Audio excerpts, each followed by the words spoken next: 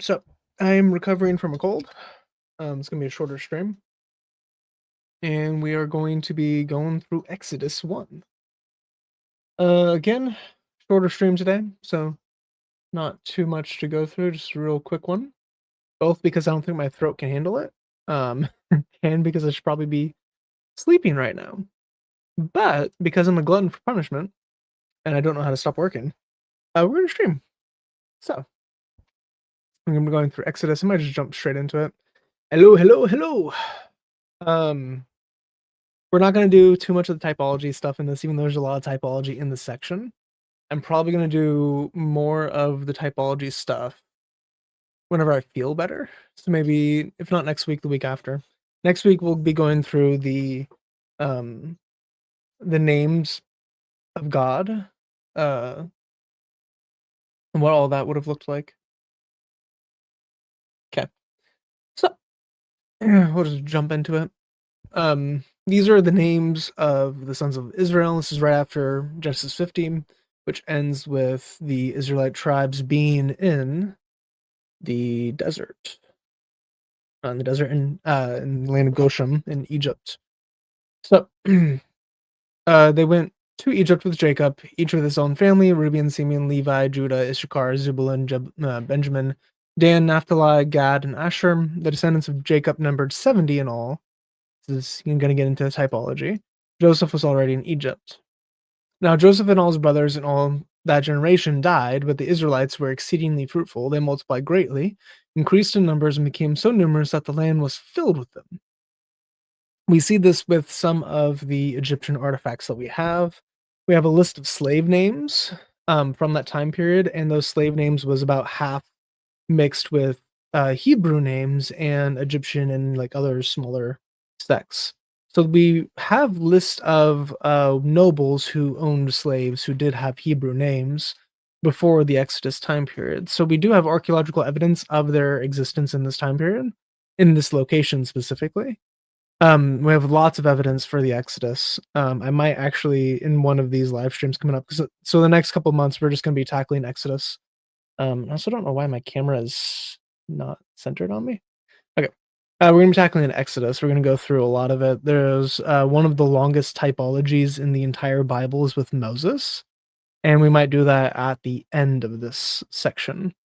So we're gonna do a little bit of typology through this series, but we're gonna look at some of the archaeology, the archaeological evidence, the theological significance of the plagues. And we're gonna going through the law, because about half the book of Exodus is just law. So we'll go through law and see how amazing and beautiful it is. Then we'll probably jump back into the New Testament, maybe going through First Corinthians or Ephesians or Romans, verse by verse. But here we're going to go through Exodus. So we have archaeological evidence of the Jewish presence within this. We also have some hieroglyphs. And whenever I go through the archaeology of the Exodus, I'll have a lot of, like, I'll prepare a slideshow. I'll prepare a slideshow and go through that. We can go through that slowly and carefully, and can do a little Q&A on that. I'm not an archaeologist, but I have studied that off and on for several years now. So I think I know most of the information that should be known about it. But again, whenever I'm researching for that slideshow, I'll probably learn more. So they were increasing all over the Egyptian river delta. We have wadi tablets that have praises to the name of God. And actually, I have that already, so I can bring that up on screen right now. If you haven't seen my video on the origins of Hebrew, I highly recommend it. It has a lot of really cool stuff in it. Let me load this up.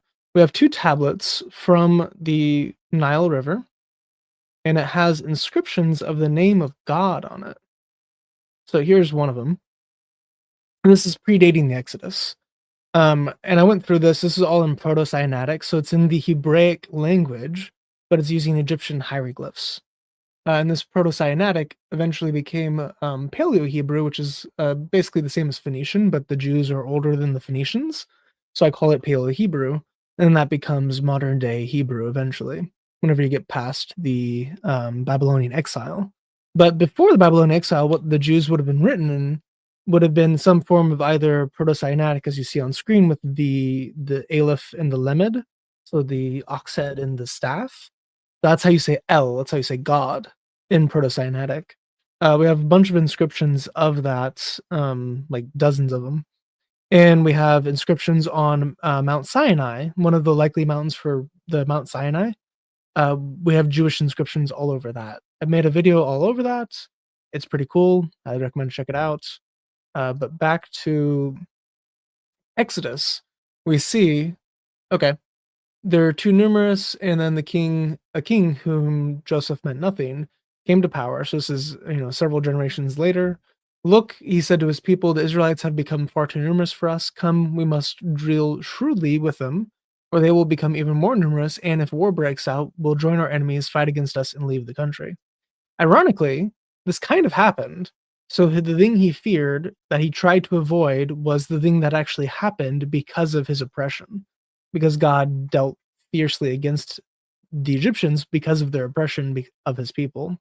So if they hadn't oppressed the people, this likely never would have happened. But because they oppressed the people, this happened. So it's like this interesting self-fulfilling prophecy where no matter what we do, if we're trying to actually go against the will of God, our actions that we're doing to go against him is usually it's usually what facilitates those things to happen against us. So there's the cool little back and forth there. So they put slave masters over them to oppress them with forced labor, and they built Pithom and Ramses as store cities for Pharaoh. People use this to date the Exodus. I'll go over the early dating versus late dating for the Exodus in a different live stream whenever I have more energy. So I personally favor the 1440 date myself, and I'll go through the reasons for that whenever we come to probably the crossing of the Red Sea. So it'll be a couple weeks from now. But we have them building the storehouses. We have hieroglyphs of the Jews building bricks specifically and doing this type of forced labor. So we do have some existing evidence for this. I think Joel Kramer is the one who he does Expedition Bible. He has a book on the Exodus. He also has videos he's made on the Exodus you can go through. And see. I didn't mean to leave you up on screen for that long. I just realized that you were howdying the entire time. Okay.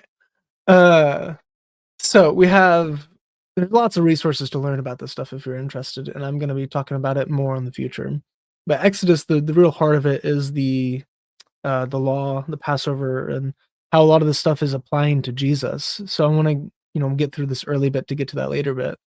But from 3 onward, I think we can like, for people who don't really care about the Torah, hopefully by the end of this series, these live streams, you'll appreciate the Torah much more because, to me, Exodus is, like, the most important book in the Bible. Um, scream so I think Exodus is the most important book of the Bible. I think it establishes everything with our faith. It establishes who God is. It establishes our relationship to God, and the promises and the covenants and the blessings and who Jesus is. I think Jesus physically appears multiple times in Exodus.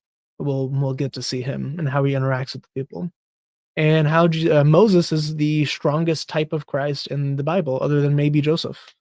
So we'll go through a lot of really neat things that I don't think most people know about through the series. We'll talk about a little bit of that stuff today, but not that much today. So they got worked ruthlessly. Then the king of Egypt said to the Hebrew midwives, whose names were Shiphrah and Puah, when you are helping with the Hebrew women during childbirth and delivery stool, if you see the baby is a boy, kill him, but if it's a girl, let her live. The midwives, however, feared God and did not do what the king of Egypt had told them to do. They let the boys live. Then the king of Egypt summoned the midwives and asked them, why have you done this? Why have you let the boys live? The midwives answered Pharaoh, Hebrew women are not like Egyptian women. They are vigorous and give birth before the midwives arrive. So God was kind to the midwives, and the people increased and became even more numerous. And because the midwives feared God, he gave them families of their own. Then Pharaoh gave this order to all his people: let every Hebrew boy that is born you must throw into the Nile, but let every girl live. So interesting things to know. The king of Egypt is the actual title the kings would have gone by at this point in time. So this is one apologetic that Muslims like to bring up, that the Quran, whenever it's talking about Joseph, calls the leader the king of Egypt. Whenever it's talking about Moses, it calls him Pharaoh. Because by the time of Moses specifically, the title Pharaoh, which originally just meant the court of the king of Egypt, eventually became applied to the king of Egypt himself, and the king of Egypt eventually gained the title of Pharaoh. Even though originally it was not about Pharaoh, it was about just the throne or the court, like all the members of Pharaoh. So like whenever the midwives answer Pharaoh, this seems to be probably the king proper, but if this you could take this as the court, like there's the summons from the high court of Egypt. So the midwives are answering to their summons, answering to what's being happened. And that's why it uses the word Pharaoh here versus the king of Egypt here. But the Bible and the Talmud both accurately call him, the Talmud specifically more so, they call Pharaoh the king of Egypt in the time of Joseph and Pharaoh in the time of Moses. So it's using proper terminology in the Bible to match what was actually being happening in history. So Muslims like to bring up that the Quran does it better, and that's correction over the previous scriptures because the previous scriptures messed it up. I think that's kind of silly myself. And you can even point that back to the Talmud for the whole Talmudic dilemma stuff. But it's a legitimate thing, and you might see skeptics bring that up. I don't think most skeptics are even aware of that, to be honest. But hey, you never know. So, the Hebrew women are vigorous and give birth before we arrive. That makes me so happy. My wife gave birth to our daughter in one push, which is insane. That's an insane thing. Um, it was like 2 minutes and 40 seconds was the delivery time for my daughter, and, they're like, "That's almost a record." So, she, like, the fastest birth of the year, and my son was not that long, like, my son was only, like, 5 hours. So my daughter, who's the 2nd kid, she was just the done. That was awesome. So I'm just imagining my wife whenever it's like the Hebrew women are, vigorous. And I don't think this is true, I think this is a lie to protect the Hebrew women. But if it's not a lie, it's just like, "Man, get it. Go women." So, I love that little bit. And then he protects them. So there is some conscience happening, some goodness happening. This is, of course, typology to Jesus and what happens with Herod. So this is related to the typology stuff that I don't really want to get that deep into right now. We'll come back to this, but just I love that little tidbit there. Now, a man of the tribe of Levi married a Levite woman, and she became pregnant and gave birth to a son. When she saw that he was a fine child, she hid him for 3 months. But when she could hide him no longer, she got a papyrus basket for him and coated it with tar and pitch, and then she placed the child in it and put it in the reeds along the bank of the Nile. His sister stood at a distance to see what would happen to him. So this papyrus basket, the term basket here, and this gets a little bit back into the Islam stuff, but the term basket is the vault, and this is the same word for the ark used for the Ark of the Covenant in Arabic. And it's not used of the word for what Noah had. Noah's ark is not the same word. So, in the Quran, it actually sounds more like Moses is being placed in a metal box than he is in a papyrus basket. So I think it's, Muhammad not understanding the word basket and the word ark and thinking that they essentially mean the same thing when they don't. And the word papyrus here is to alter the word basket to make it more into what you would imagine a floating device is, not a giant heavy metal box. So in the Quran, it's like a miracle that he was able to float. And then here it's just like, yeah, she put him in a flotation device. No, I just find that funny myself. And it's coated with tar and pitch to make it waterproof, the same way the ark was for Noah. So this gets into typology again, which again we'll come back to. This word reeds is a borrowed word from Egyptian. If I'm remembering correctly, it's gimel or something along those lines. But it is an Egyptian loan word. Around 1% of Exodus is Egyptian loan words. Actually, it's a little bit higher for Exodus, like 2% or so.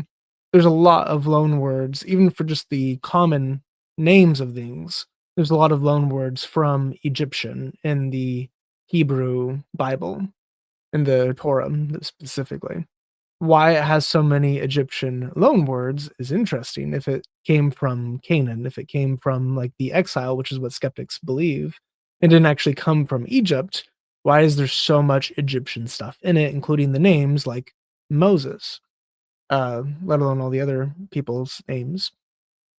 I mean, even just common words for like a hin is Egyptian, and same with the word for magicians and everything else. There's a lot of Egyptian loanwords for specific occupations and objects that existed mostly in Egypt. So, why does the Torah have that if it's not from Egypt? Is a good question. His sister stood at a distance to see what happened to him. Then Pharaoh's daughter went down to the Nile to bathe, and her attendants were walking along the riverbank. She saw the basket among the reeds and sent her female slave to get it. She opened it and saw the baby. He was crying, and she felt sorry for him. This is one of the Hebrew babies, she said. Then his sister asked Pharaoh's daughter, "Shall I go and get one of the Hebrew women to nurse the baby for you?" "Yes, go," she answered. So the girl went and got the baby's mother. Pharaoh's daughter said to her, "Take this baby and nurse him for me, and I will pay you." So the woman took the baby and nursed him. When the child grew older, she took him to Pharaoh's daughter, and she became her son. She named him Moses, saying, "I drew him out of the water." So the woman who saw him was Pharaoh's daughter. She was bathing, and she saw the basket, and she is the one that opened it and found the baby, and is the one that felt sorry for him. It's not the female attendant. This she here and this she here are exactly the same. So she opened it is not the female slave, it is the Pharaoh's daughter, and she feels sorry for him. So she knows immediately that this is one of the Hebrew babies. So Pharaoh's daughter is not surprised, she's not tricked, she knows exactly who Moses was. She knew that he was a Hebrew. And then his sister, Pharaoh's or Moses' sister, is like, "Hey, should I go get a midwife?" And she's like, "Yeah, go." Likely because she was not already nursing. And, there's an interesting little tidbit in the Talmud that's not part of the Talmudic dilemma that I think it's funny. Actually, it might be. In the Talmud, it talks about how, Moses was not willing to latch on to any of the Egyptian midwives. Like, they gave, little baby Moses to all the women, and he tried to suckle on them, and he would, like, spit out their nipples and, like, be offended at the milk that was going into his mouth. And until he was brought to a Hebrew woman, and then he gladly suckled, and it was towards his own wife or his own mom. So it's just interesting, like, the apologetic that the Jews eventually gave of why this happened. It's because he didn't wanna nurse from any of the Egyptian women because they were unclean, which is ironic because that's what the Egyptians thought of the Hebrews, that they were an unclean people. Um, so just a little fun Talmudic bit. I've been reading so much of the Talmud, man. My brain is fried from it. So, little cute little thing. And then Pharaoh, he's raised in Pharaoh's court. He becomes a son. Um, Now what his actual position would have been inside of the court of Pharaoh is debated.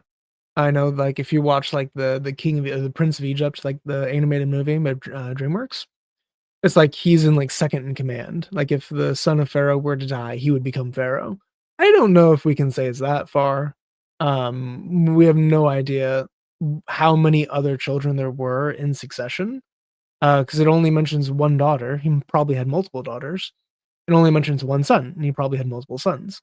So, he was for sure in Pharaoh's court. He would have been trained as a member of Pharaoh's family. He probably would have been literate and known multiple languages, and he would have had mannerisms, and he would have been taught war, and he would have been taught leadership.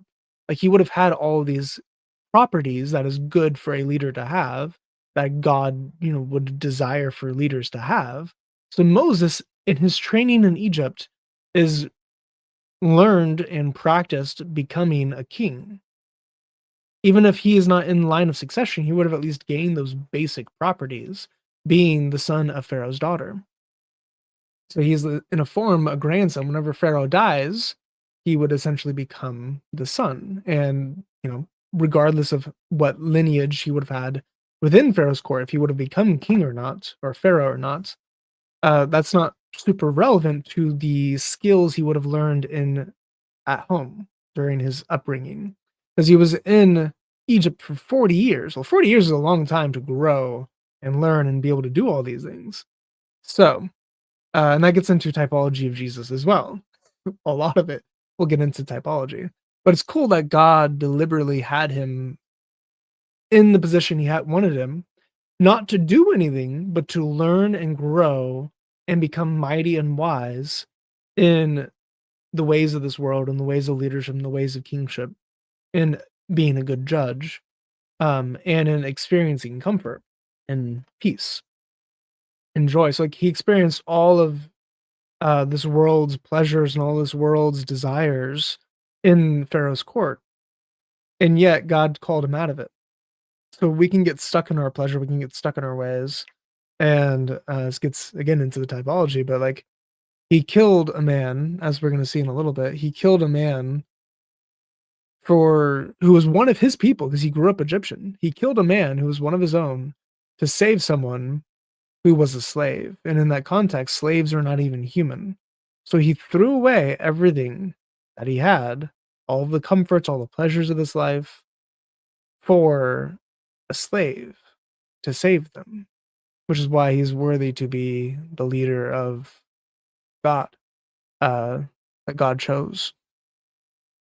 So there's a lot of really cool stuff with Moses, man. Whenever we go through the typology, whenever I taught it the first time in person, it's like 6 slides is just typologies between Moses and Jesus, and so much of his life relates to it. And there's a lot of really interesting symbology and theology that we can gain from just learning about Moses's life and his death and what he did during each, because he had 3 epochs of his life that were both, so he had 40 years of comfort, 40 years of being a shepherd, and then 40 years in the desert. So he had 3 40s, and 40 is a it's a trial, it's a time period that God is deciding something for or judging by. It represents judgment, represents trials, and represents testing. And Moses was tested in his comfort, he was tested in his service, and he was tested in his slavery, in his bondage. Um, so again, he went through the whole aspect, and a lot of that relates to how Jesus went through that whole aspect, where he had everything, he was emptied, and he became a servant, he became a blue collar worker. He worked, he became a servant and slave to God, to sin, to death, to save us from it. He was the deliverer. So the typology is very rich, and it's much richer than I'm actually portraying it as now. It's quite amazing. But one day after Moses had grown up, he went out to where his own people were and watched them at their hard labor. He saw an Egyptian beating a Hebrew, one of his own people. Looking this way and that and seeing no one, he killed the Egyptian and hid him in the sand. The next day he went out and saw 2 Hebrews fighting. He asked the one in the wrong, "Why are you hitting your fellow Hebrew?" The man said, "Who made you ruler and judge over us? Are you thinking of killing me as you killed the Egyptian?" Then Moses was afraid and thought, "What I did must have become known." When Pharaoh heard of this, he tried to kill Moses, but Moses fled from Pharaoh and went to live in Midian, where he sat down by a well. So he spared the life of a slave, which is pretty insane to think about. And he then tried to break up 2 Hebrews from fighting. So he's peace loving. He desires for peace. Now, interestingly, the Bible doesn't condemn him for killing the Egyptian. And we get this principle of we don't have strictly black and white morality systems. Even with the Bible, its precepts, God teaches us those laws in order for us to understand His heart, in order for us to understand and judge wisely in all situations.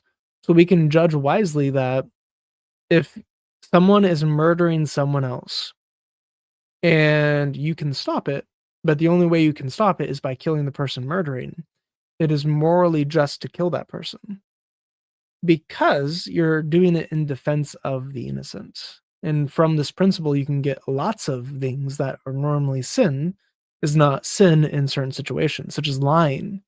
If there are Jews in my floorboards and an SS comes in and asks if I have Jews in my house, it is morally good for me to lie because if I don't lie, not only will I be killed, the Jews under my floorboards will also be killed during the Holocaust. There are times where in defense of the innocent, in protection of the innocent, in protection of innocence, we can do sin in order to save human lives. We get here that this is likely a good thing, that God approves of this killing of the Egyptian slave master, because we get nowhere at all where he is condemned, either in this or in the Psalms or in the prophets. Like, nowhere does anyone condemn this action. But they do condemn his other sin. They do condemn him doubting God by striking the rock twice. So he is condemned for his lack of faith in other places, which is why he's not allowed into the promised land. But here, this is never condemned. So we get principles from this. You also get the principle of when it's valuable or when it's right to divorce. Obviously, Jesus gave in the act of porneia. If you have any sexual immorality in the marriage, you can divorce. You can also derive in the acts of abuse or in like attempted murder within a home. If your spouse is beating you, causing this type of abuse, or threatening to kill you, it would be right to leave them in defense of the innocent, especially if you have children in the mix. So you can get from this idea lots of understanding of how we are to live actually in the world, because if you have a black and white legal system, it's too rigid. You can't actually live out this world without applying it in gross ways that violate justice. The Jews actually give examples in the Talmud. So they later on in time do spiritualize the law, which is ironic because they still develop on the law and make it harder to do it, interestingly, for like the Sabbath laws. But they do get like if the eye for the eye example. If you have two guys fighting, one guy only has one eye and he knocks out the eye of the other guy, would it be right to blind the one-eyed man by taking his eye out and then making him totally blind? It's a different level of punishment. Yes, you're taking out one eyeball, but one man started with two eyes, still has one. One man started with one eye, he loses both, he has nothing. So you're fully blinding versus half blinding a man. That's very different in actual justice. Wouldn't be just to do that. Instead, you go towards more of a monetary system of reimbursement. Um, but even with that, we can apply this idea of having gray morality, not in the fact that it is arbitrary what's good and what's evil. I'm not saying that whatsoever. What I'm saying is we have instances where the thing that we should be doing is not the thing that's directly stated in the Bible for that exact moment in time because of the context of what's happening. The Holy Spirit is the one that helps us through that to know and to be able to judge what's good and what's wrong in any situation. Every situation has exact rights and wrongs, but it's not going to be generally applicable most of the time. Um, is it always sin to do X? Probably not. Is it always good to do Y? Probably not. Again, we are helped by the Holy Spirit to know right and wrong. Our spirit works with the Holy Spirit to understand or have our conscience to know right from wrong in those situations. But nowhere is this seen as a bad thing. So, moving on. Now, a priest of Midian, and I do want to talk about what this is, had 7 daughters, and they came to draw water and filled the troughs to water their father's flock. Some shepherds came along and drove them away, but Moses got up and came to the rescue and watered their flock. So now he's rescuing them, which is pretty cool. When the girls returned Ruel, which means like friend of God, their father, he asked them, "Why have you returned so early today?" They answered, "An Egyptian rescued us from the shepherds. He even drew water for us and watered the flock." "And where is he?" Ruel asked his daughters. "Why did you leave him? Invite him to have something to eat." Moses agreed to stay with the man who gave his daughter Zipporah to Moses in marriage. Zipporah gave birth to a son, and Moses named him Gershom, saying, "I have become a foreigner in a foreign land." During that long period, the king of Egypt died. The Israelites groaned in their slavery and cried out, and their cry for help because of their slavery went up to God. God heard their groaning and remembered his covenant with Abraham, with Isaac, and with Jacob. So God looked on the Israelites and was concerned about them. Now Moses was tending the flock of Jethro, his father-in-law. So is it real or is it Jethro? You have two different answers. Possibly both. There are a bunch of times where people have a birth name and then have a title bestowed upon them. Real means friend of God. Um, and this is likely more of his birth name, and then Jethro is more of a title. It's like, one who has abundance. So it's more title-y. It could be that one is the personal and one is a title or an honorific, or it could be that, this one, Reuel Reuel, is the grandfather, because the way Hebrew ascribes the word father, it could be, paternal in general. It could be a great-grandfather or great-grandfather. Like, I think it's, Jacob. One of the early patriarchs are talking about our father Abraham. And you also get this in later, like, in the prophets and in the history books, but you have my father Abraham, and it's like their great-great-great-great-great-great-grandfather, but it's still the same word, my av. Like my father. So you have that type of thing. It could be that this is the granddaddy and Jethro is the dad of the daughter Zipporah, or it could be that they're the same person. Either way, this is not a contradiction. Either method explains it quite easily. I would lean more towards them being the exact same person, both because Rael is described as the father-in-law in a couple other places, and so is Jethro.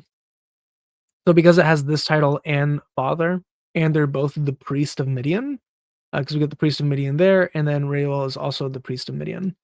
So, uh, actually, it might not be there, but I lean towards the understanding that he just has two different names. We have an example of that in the Bible with a bunch of different people, but one of them is Jacob. Jacob has two names. He has his birth name, Jacob, and he has his God-given title and honorific, Israel. Abraham is interesting because he also has that, but we almost only ever use Abraham. Jacob, though, his name switches between Jacob and Israel all the time, literally all the time. Even in the prophets, even in the Psalms, like it's just interchangeable, and yet it's the same guy. Now there's also nations that come through him that you don't get that with Jethro, but it's just loosey goosey. It is what it is. So very well could be the same dude and not be a contradiction whatsoever. So, what is the priest of Midian? Um, Now the Midianites, if you remember from Genesis 25, Abraham has a bunch of kids. He doesn't just have two. For any of the people who've not carefully read Genesis and didn't know that, yeah, Ishmael and Isaac are not the only sons of Abraham. He has like seven kids altogether, six kids altogether. So one, two, three, four, five, six. Oh, six other kids, eight total. So Keturah is his third wife, and he has six kids through her before he died. Midian is one of those kids, and he sends all of those kids over to the east, if I remember correctly. Oh, the Midianites are in the land just east of Egypt. So the Midianites are living in this area, and they would be descendants of Abraham. So these are his cousins, his second cousins or so. But these would be his cousins that he would be talking to. So the priest of Midian may have been a priest of Yahweh, because Abraham worshipped Yahweh. His family worshipped Yahweh. Whenever we see Laban and Rachel and Rebecca, they are all worshiping Yahweh. Whenever we look at in Genesis, which I might do a Genesis study after Exodus, we'll see. I guess it just depends on what people are interested in. But in Genesis, we get that Laban is specifically worshiping Yahweh, understands who Yahweh is, and calls on God by the name of Yahweh. So we get that Abraham's family comes from people who worshiped Yahweh, then yet, Abraham's kids themselves, maybe all of those eight sects worshiped Yahweh for a time. Ishmaelites eventually went down into paganism, and likely these other tribes did as well.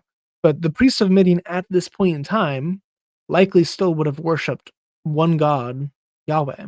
So for him to marry a Midianite is not him to marry like a Canaanite. It's not a pagan tribe that he's marrying into, but he is, he's a Levite who's now marrying another descendant of Abraham, which is pretty interesting. So we have the other tribes of Abraham being reincorporated back into Israel in a little bit. They intermarry, and there's probably some Midianites that are still alive today through the line of Levi. So we have Midianites likely being a priest not of pagan gods but of God, and then he marries one of their daughters. And I love how Reuel is like, uh, "Why did you return?" And they're like, "Oh, an Egyptian, so a high-ranking man, because the Egyptians were wealthy. He rescued us, so he is now doing acts of service, helping the women, and he did it against people that were bullying them. So now we have a wealthy man doing a good deed against the people who are bullying them, and then he also drew water for us and watered the flock. So now this is a prized man. That's like I'm gonna get that for my daughter." And then he's like, "Well, where is he?" Because he didn't see him. I'm like, "Oh, why did you leave him?" I can't imagine this was spoken like a monotone accent, like, "What I have 7 daughters. We live in the desert. Go find him." Type of, encounter. They're like, "Hey, go invite him." So then he was like, "Yeah, sure, why not?" Then he immediately gives him one of his daughters. Like, boom, done. Um, and I love that interaction so much. There's a lot of stuff if you think about how it would have actually played out in the moment. A lot of them are way more fun. Like, my favorite interaction in the Bible is Abraham with Sarah before they're renamed. And it's, Genesis 18, whenever, Jesus pre-incarnate comes with 2 angels, and he comes to him, he sees him, he runs over, he bows down to Jesus, and he's like, "Hey, if it's not gonna trouble you, stay here for the night, like, let me make you food, and you can rest your feet, we'll clean you up, it's gonna be great." And then Jesus is like, "Sure, go do it." And he's like, "Okay, I'm gonna make you this feast." And then he runs into the tent, looks to Sarah, and is like, "Hey, make this feast." So I love, like, the husband-wife dynamic where you have the husband promising this big extravagant thing, then he runs to his wife and is like, "Hey, you do it." It's great. And if we go to, like, the Genesis passage, so he is like, "Hey, quick, go make 3 seahs of the finest flour and knead it into bread." Well, this is the, like, 36 pounds or, like, 16 or 17 kilograms of bread. So he didn't just run into his 90-year-old wife. He ran to his 90-year-old wife and then told her to make 36 pounds of bread. I love it. I love it so much. So, just thinking about, like, the relationship dynamics between the peoples in the Old Testament is a lot of fun. I enjoy doing it. But I love the idea of a man with 7 daughters living in the middle of nowhere, not in a city, trying to marry them all off, and you get this man who is, righteously acting, not being a bum, willing to do hard work, and the daughters leave him, and he just freaks out like, "I can marry at least one of you guys off of to this guy. What are you doing with yourselves? Go get him." Um, so, little thing for everyone, who's not married. If you're a man, you wanna get married, don't be a bum. Do some hard work. God will reward you. He who finds a wife finds a good thing, but we have to prepare ourselves to find the good thing. Gotta do some work. You as a woman, if you're looking for a man, find a man who is willing to work, willing to do hard work. That's good. Yeah. Will you do a Bible study? That's was the Bible study. I'm not gonna be going that long today. We're only at 40 minutes now. I have to decide if I wanna keep going. My throat, I just recovered from a cold for the first time in, a week, pretty much since I did the call with David. So, my throat is just now starting to recover. I'm gonna be doing a longer stream on Wednesday, so I might call it a little bit short here today unless there's questions about any of that stuff. Um, I don't think there's anything else I wanted to go over.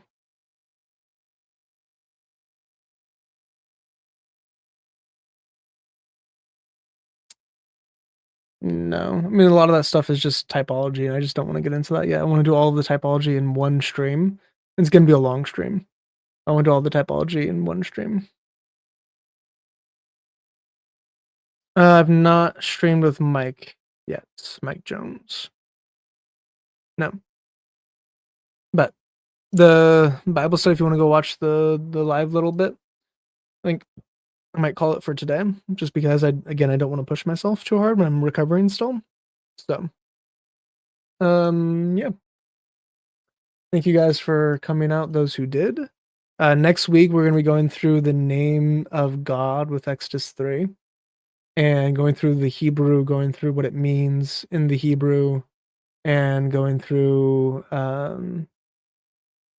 maybe 2 to 3 chapters? Um, yeah. Thanks. A little quick one. Thanks, everyone. Yeah. May the grace of the Lord Jesus Christ, the love of God, and fellowship of the Holy Spirit be with you always. See you next week. It's gonna be fun.